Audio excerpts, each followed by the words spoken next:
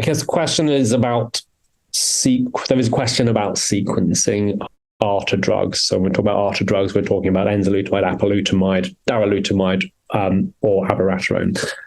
And there's quite a wealth of data out there now that sequential use of these drugs is not an effective treatment strategy.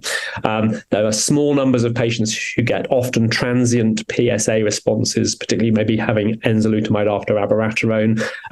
But the evidence for real, genuine clinical benefit is absent. And as I say, the trials that have been done really suggest that there's minimal benefit. And so if there are really, you should be considering other more active agents such as chemotherapy or radionuclide therapy or PARP inhibitors in preference to sequential use of the ARTA drugs in most patients.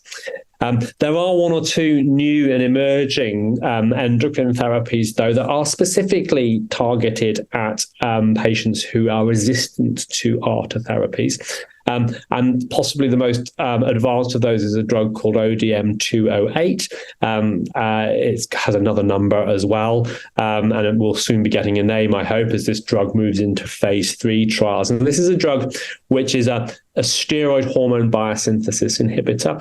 And it's specifically, the rationale is that this drug will specifically be active in patients who have mutations in the ligand binding domain of the androgen receptor. And that's a test that can be delivered on a circulating DNA test. It's a blood test that can identify patients with androgen receptor ligand binding domain mutations.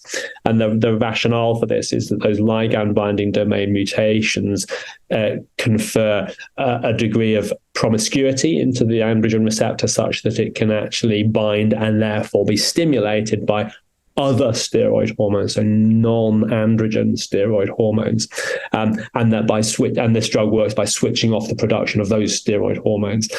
So we've seen very encouraging data from the CRPC trial, which is a phase 1 trial, showing that in patients with ligand binding domain mutations, there are significant response rates. Yet to know whether that translates through into progression-free and overall survival gain. And of course, we're also exploring whether this might also, how effective, how important the biomarker is here, the androgen receptor mutation is here.